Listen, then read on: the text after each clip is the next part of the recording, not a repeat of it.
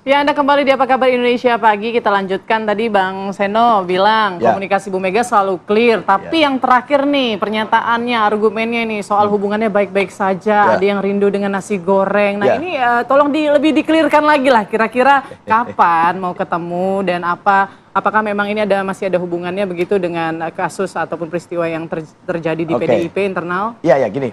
Jadi kalau bicara tentang clear, ya kenapa saya sebut clear tadi, Mbak? Karena Bu Mega menyampaikan juga di dalam pidato tersebut bahwa selama ini pun komunikasi antara dua pihak ini, kami dengan Pak Prabowo ini berjalan dengan baik.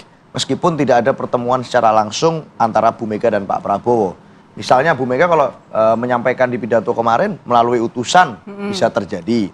Dan itu beberapa kali kan dikonfirmasi dari pimpinan partai di PDI Perjuangan. Pak Ahmad Basarah misalnya dalam kapasitas sebagai pimpinan MPR periode lalu pernah diutus untuk komunikasi dengan Pak Prabowo dalam konteks bicara tentang pelurusan sejarah Bung Karno. Dalam waktu dekat ini?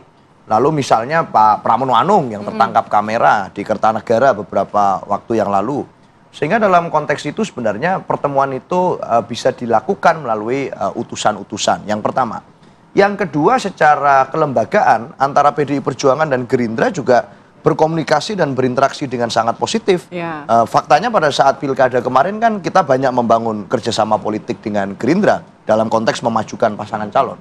Sehingga dalam koridor itu komunikasinya berjalan. Lalu di DPR sebagai partai pemenang pemilu legislatif, kami menempatkan kader terbaik kami, Mbak Puan Maharani sebagai Ketua DPR RI. Yang dalam konteks ini harus selalu intens berkomunikasi dengan eksekutif dan Pak Prabowo. Ya kayak gitu-gitu tuh. Jadi nggak selalu kan harus ketemu langsung kalau mau ngobrol itu. Kalau sudah bestie itu nggak perlu ketemu langsung. Tapi ada info juga katanya Bu Mega dan Pak Prabowo juga sudah menjalin komunikasi terutama melalui telepon. Apakah benar?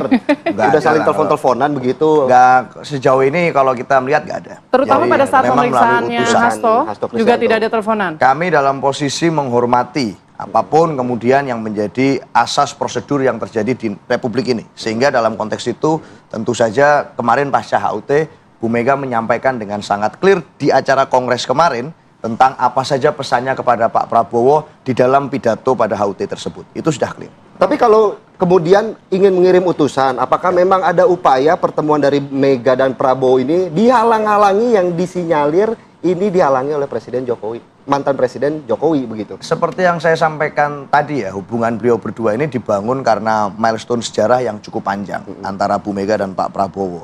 Sehingga apapun yang terjadi, siapapun orangnya yang kemudian berusaha mengganggu hubungannya, tidak mungkin berhasil dalam konteks hubungan pribadi antara kedua beliau ini. Maka dalam konteks itu, kami tetap konsisten kok pada sikap politik kami, positioning politik kami pasca Pilpres selesai. Kita menyadari bahwa karena negara ini menganut asas presidensialisme, maka tentu saja tidak ada konsep koalisi di situ sebetulnya. Maka dengan logika yang sama harusnya juga tidak ada oposisi di situ. Tetapi definisinya adalah apakah berada di dalam atau di luar pemerintah. Nah, PDI Perjuangan sejauh ini ada di luar pemerintah Pak Prabowo. Tetapi kami senantiasa mau mendukung dan bekerja sama untuk program-program kerakyatan yang senafas dengan PDI Perjuangan. Nah tapi kan juga ada tuh pernyataan Bu Mega yang bilang kita ini sama-sama ketum. Gimana perasaannya Bapak kalau anak buahnya dibegitukan? Nah ini kan konteksnya kita tarik ke Hasto pasti ya. Artinya ada komunikasi nih soal Hasto. Nah apakah memang kabar soal Bu Mega telepon Pak Prabowo karena soal pemeriksaan Hasto ini memang benar adanya sampai akhirnya keluar pernyataan Bu Mega seperti itu atau bagaimana? Kalau boleh saya lengkapi pernyataan Bu Mega itu, di belakang juga menyampaikan, saya juga pusing kok anak-anak buah saya begini semua, banyak yang kalah. Jadi banyak dalam konteks banyak yang belum jadi, banyak yang dikalahkan. Dalam konteks itu kan artinya ada koridor pilkada juga, yang mana kita harus melakukan konsolidasi internal di dalam situasi pasca pilkada. Dan itu kita lakukan untuk mempersiapkan diri menjelang Kongres. Jadi saya rasa dalam konteks itu adalah forum politik. Kami sebagai partai politik boleh dong punya logika dan punya stance politik untuk memperjuangkan hal-hal yang kami anggap penting untuk diperjuangkan. Salah satunya ya tentang keadilan hukum yang substansial untuk siapapun. Dan itu dalam konteks itu maka pendapat politik ini kita sampaikan. Nah, Bu Mega dan Pak Prabowo punya hubungan yang panjang dan dalam konteks itu bicara di forum seperti itu saya rasa antar beliau berdua baik sebagai saling sesama ketua umum maupun sebagai personal juga saya rasa punya cara ya untuk saling berkomunikasi dengan baik satu sama lain melalui cara-cara yang saya sampaikan tadi. Oke. Itu. Kita ke Bang Ipang, mungkin dari tanggapannya dari Bang Seno seperti apa melihatnya? Sudah dijabarkan begitu panjang begitu Bang Ipang ya. Apakah memang ada pertimbangan kepentingan untuk menyelamatkan Hasto, untuk kemudian berusaha mendekatkan diri lagi dengan Pak Presiden? Itulah opini publik nanti ya. Kalau setelah pertemuan Pak Prabowo dengan Ibu Mega terjadi, ternyata kasus hukumnya pra-peradilannya menang. Kemudian publik juga akan mengaitkan lagi. Jadi serba salah jadinya. Wah, ini setelah pertemuan Prabowo dengan Bu Mega, akhirnya Hasto menjadi terselamatkan misalnya, atau tidak dilanjutkan proses hukumnya, di skip gitu. Nah, itu dicocok-cocok logikan lagi. Ini kan problemnya ini akan menjadi complicated juga kan tantangannya. Yang kedua adalah apa ruginya pertemuan Pak Prabowo dengan Bu Mega ini? Karena untuk keteduhan, untuk politik kebangsaan kita, apalagi kan Bu Mega mengatakan tidak ada oposisi, tapi kerjasama atau gotong royong misalnya. Ini kan juga memang Pak Prabowo hubungan panjang mereka ini lebih panjang daripada hubungan dengan Jokowi sebenarnya. Ya, jadi ini yang menjadi penting, bahwa mereka ini tokoh bangsa. Jadi pertemuan mereka ini sebenarnya banyak yang menginginkan. Tapi jangan lupa mungkin ada juga yang menghalang-halangi. Tapi nggak bisa dibuktikan siapa orangnya gitu. Tapi ini yang kemudian chemistry mereka sebenarnya kan sangat cocok. Apalagi dengan nasi goreng yang lezat yang dibuat Bu Mega ini kan. Jadi tapi memang momentumnya nggak tepat karena ini lagi ada pra-peradilan, kasus hukum yang dijalani. Nih pra-peradilan. Kemudian itu tadi saya kaitkan tadi Mas Seno kan bilang bahwa hubungan Gerindra dengan PDIP ini sangat baik ya, termasuk hubungan koalisinya, chemistry politiknya, politik kebangsaannya sama-sama kuat gitu, ideologinya sama gitu, tidak ada jauh bedanya Gerindra sama PDIP sebenarnya, nasionalisnya merah putihnya sama. Nah, problemnya ada hari ini adalah ketika ada kasus hukum gitu loh. Kemudian ada pertemuan presiden, ketua umum ya, sama-sama ketua umum partai. Nah, ini juga akan implikasinya nanti akan ada banyak asumsi, persepsi, pikiran liar yang akan berkembang. Ini yang akan kesulitan juga untuk mengkonternya kan. Nah, apalagi memang sebenarnya kalau memang bahwa memang ada fakta persidangannya kemarin bahwa tidak ada persoalan dengan Hasto itu, kemudian apa yang dibilang Mas Seno juga tadi saya diskusi ya, setelah tersangka bukti belum cukup digeledah-geledah lagi ya kan, nampak ada motif politiknya atau ini murni penegakan hukum, kita nggak tahu juga gitu. Termasuk misalnya ada juga tuh fakta persidangan yang bunyi di Maluku Utara, Blok Medan, KPK-nya kerja nggak ini gitu, blok apa namanya istilahnya tuh apa namanya ya saya katakan kerja biologisnya ada nggak gitu. Bekerja nggak untuk penegakan hukum, kalau ini memang bahwa KPK bekerja selama ini agenda penegakan hukum, bahwa tidak ada motif politik, murni penegakan hukum semua. Ya itu tadi yang saya katakan, jangan sampai tuduhan publik, ya ini persepsi publik ya, bahwa ada klaster-klaster, mana yang prioritas, mana yang tidak perlu dulu karena sedang berkuasa, mana yang perlu dipanggil bolak-balik supaya bergabung ke pemerintahan kita. Nah ini kan bahaya.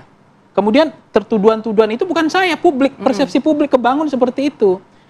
Kalau Mas Seno kan bilang mestinya kan di klaster dong, mana yang korupsi kerugian negaranya besar. Ini kan hanya soal, bukan kita mengecilkan peristiwa hukum ya, PAW. Nggak ada kerugian negaranya di mana kan, itu yang jadi problem sampai sekarang kan. Berapa miliar? Sampai nggak 1 miliar kan itu. Nah tiba-tiba ributnya bisingnya luar biasa. Tapi ini ada kasus 300 triliun, kasus yang besar-besar. Nggak ada jadi klaster mana prioritas sama KPK hari ini kan. Nah ini yang kemudian bukan saya tapi publik memandang seperti itu. Atau justru sekarang pertemuan antara Prabowo dan Mega ini disinyalir ditunda dulu, mengingat pertemuan ini bisa saja menggiring opini negatif terkait dari kasus yang sedang berjalan saat ini. Betul Mas Philip, itu yang dikhawatirkan nanti setelah pertemuan ini ternyata ada peristiwa hukum gitu, ada keputusan-keputusan hukum. Nah ini juga akan dikait-kaitkan bahwa penegakan hukum kita tergantung agenda kekuasaan. Jadi Pak Prabowo harus bersabar dulu lah ya, nunggu nasi gorengnya gitu ya. Apalagi setelah pra-peradilan nih ya kan, pra-peradilan misalnya menang nih atau kalah, kemudian ada pertemuan sebelum itu. Nanti kan dikait-kaitkan juga nih hasil pertemuan Pak Prabowo dengan Bu Mega. Akhirnya pra-peradilannya menang kan gitu. Nah padahal itu dua hal yang berbeda. Ini pertemuan politisi, pemimpin bangsa, negarawan, tokoh-tokoh bangsa yang besar. Sama ini ada peristiwa hukum gitu. Oke, baik. baik. Itu yang menjadi problem di situ. Baik, nih terakhir nih, kalau tadi kan sempat disampaikan Mas Ipang, kemudian ada ganjalan-ganjalan dari pihak-pihak tertentu. Tapi kan jadinya kalau memang momentum pertemuannya tidak tepat saat ini, artinya memang pertemuan Bu Mega dengan Pak Prabowo ini jadi terganjal kasus Hasto dong, terkesannya begitu. Enggak lah, yang dulu juga ada yang mengatakan terganjal kasus A, yang kapan lagi terganjal peristiwa B dan seterusnya. Memang banyak sekali asumsi-asumsi itu bisa diliarkan di tengah publik. Tetapi kalau saya mencermati sejarah antara kedua negarawan ini, saya rasa tidak ada kemudian persoalan yang substansial yang kemudian mengganggu itu. Kita memang mencari momentum yang tepat, timing yang paling pas, dan termasuk bagaimana kesiapan waktu dari kedua pihak. Apalagi Bu Mega sudah mengatakan saat ini kita memang fokus di dalam konsolidasi internal partai, investasi energinya adalah untuk internal partai. Kalau mau menunggu pertemuan yang terbaik, saya rasa kalau kami sudah jelas ya, ini yang paling clear, yaitu pada saat Kongres nanti kami akan mengundang Pak Prabowo Subianto. Kalau itu yang dinanti publik kapannya, yang pasti pada saat Kongres akan kami minta kesediaan Pak Presiden Prabowo untuk bersedia hadir. Itu yang pasti dulu. Yang nggak pasti nanti kita tunggu. Japri ya Mas ya? Japri. Oke. Baik, terima kasih banyak sudah hadir pada pagi hari ini di Apa Kabar Indonesia Pagi, Mas Seno, Mas Ipang. Semoga sehat selalu. Kita tunggu lah ya kabar baiknya kapan kira-kira belanja dan bikin nasi gorengnya nih Mas. Kabarin ya. Masih menunggu harga cabai turun dulu Putri. Harga cabai turun baru dimasakin nasi goreng. Bisa jadi. Momentumnya gitu. harus tepat ya. Momentumnya Jangan sampai menggiring opini dan merugikan kedua pihak begitu ya. Baik. Oke, Philip dan juga pemirsa, kita juga akan hadirkan informasi lainnya, yakni dari Kementerian Komunikasi dan Digital atau Komdigi yang bakal mengeluarkan aturan pemerintah terkait wacana pengaturan batas usia mengakses media sosial. Nanti kita akan hadirkan informasinya sesaat lagi.